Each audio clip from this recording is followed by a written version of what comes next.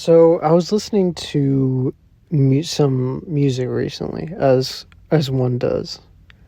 There's no way I can say that without sounding completely abnormal. But I was listening to some music. Okay, let me rephrase. So the other day, while I was getting a few things done at the studio, I was listening to a playlist and I had it on shuffle. And I was listening to it like very passively. It started recommending me some songs that weren't originally in my playlist before, and I was hearing some new basically.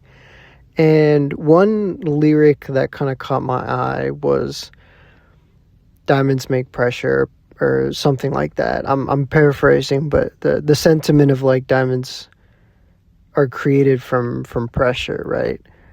And I kind of thought about it, and I was like, does pressure really make diamonds? And I kind of wanted to delve into that a little bit more because I do think pressure, in the sense of like expectation, yeah, but less in the sense of like literal, like pushing yourself to burn out in the hopes that you'll get a diamond from that. I don't think that's necessarily beneficial, and I've been on both sides of that coin. So I just wanted to talk about it for a second. So I'll kind of get into like kind of why I think this is true and also why I don't necessarily think this is true.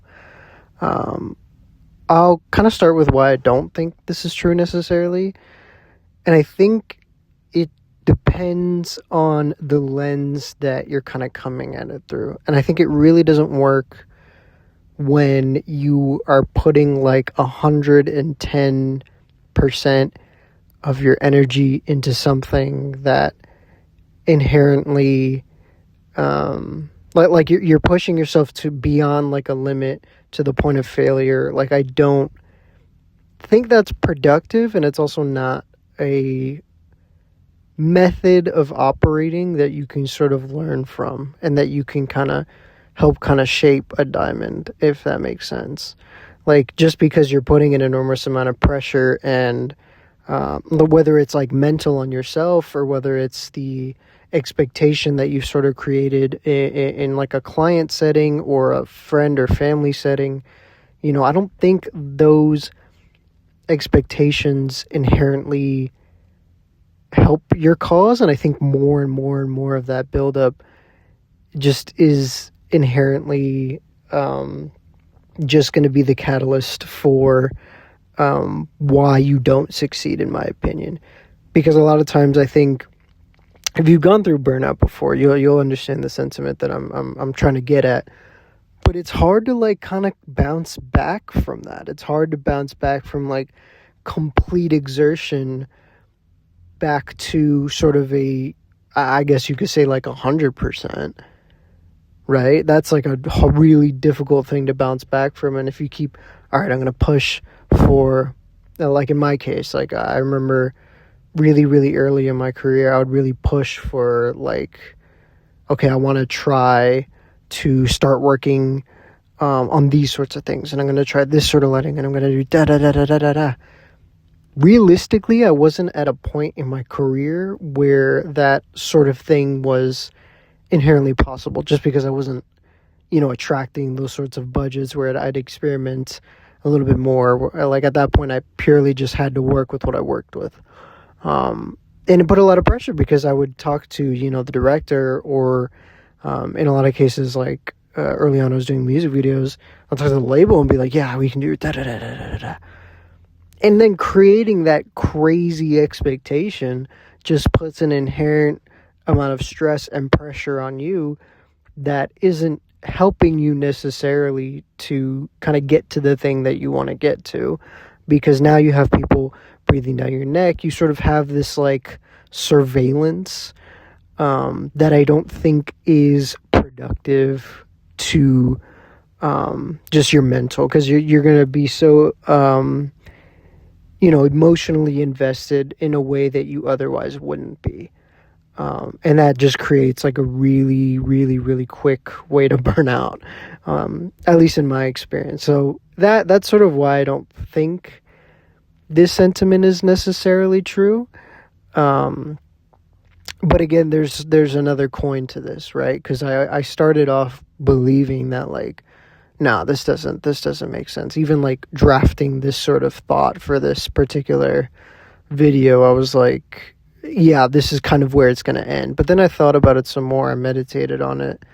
And I was like, no, yeah, I think pressure can definitely also make diamonds. But in a more, but you have to go about it in a way that's like inherently more productive than just steamrolling through every emotion, every sort of thought of burnout, every sort of, you know, internal conflict and external expectations of people, right? I think putting a level of pressure on yourself to strive for more and to do better and to try things and to just be a better, in my case, a cinematographer, but also like a better, partner, a better friend in a sense, right? And I think that sort of pressure creates diamonds rather than inherently giving a level of direction and direct drilling into like, you have to do this, otherwise you're a piece of shit, you're a failure, you're XYZ. Like, that isn't really going to help you kind of go in the direction you want to go to. And again, I could be wrong. There's some people who thrive on that sort of dialogue, and they see that as a really positive level of reinforcement. And to that I say, you know what, you can ignore the rest of this video then, right? But in my case, I happen to find it to be a little bit more productive if I pace myself a little bit, if I give myself a little bit of like breathing room in order to help make things possible, but also release myself from certain expectations, in the sense of like, everything is riding on this one thing, and if I don't do this one thing, it's awful and I failed and I'm nothing but a loser or a lowlife or whatever it is, right? And I think, slow and steady wins the race. Again, don't put zero pressure on yourself, right? But maybe put a little bit. Maybe figure out where you can kind of cool off the heat a little bit. Maybe figure out where you can kind of carve the stone to kind of get the diamond in a certain shape that you want to get into. All this to say, pressure is important, 110%. Pressure is important. But it's more about the way that you apply it and the way that you sort of integrate it into your life. That's where, either A, it's going to fall apart really quickly, or B, you're going to, build a lot of incredible sort of long-term habits that'll ultimately sort of be much more long-lasting, especially in like a creative field where, there's already, you're already competing with so many people and so many different art styles and personalities and all that sort of stuff, right? So when you're putting pressure on that diamond, don't put all the eggs in one basket. Carve it out a little, maybe let it cool off, come back to it if you need to, right? Because you put it all on that, it's gonna be too hot, and you're gonna melt the diamond. It's gonna be too hot, and it's not gonna be the product that you want at the end. We want the diamond. We want it in good shape. We want it to be kind of perfectly shaped and something that can be shown off and could be, perfected. So that's kind of my 2 cents. Maybe I'm crazy for having these thoughts coming from a lyric from a Gang Starr and J. Cole song. I think it's called Diamonds Are Forever or something like that. But yeah, I remember But yeah, I don't know. Do with this information what you will. I kind of thought of this and I'm like, this would be cool to kind of hear an outside perspective on. Because I remember taking that and just being like, ooh, I'm going to run with it. I'm going to burn the diamond almost. I'm going to run my into the ground and kind of see where it goes.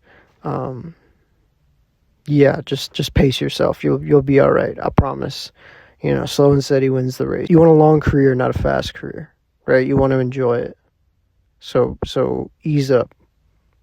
Put that pressure, get that diamond right, but don't put too much where it's going to crack.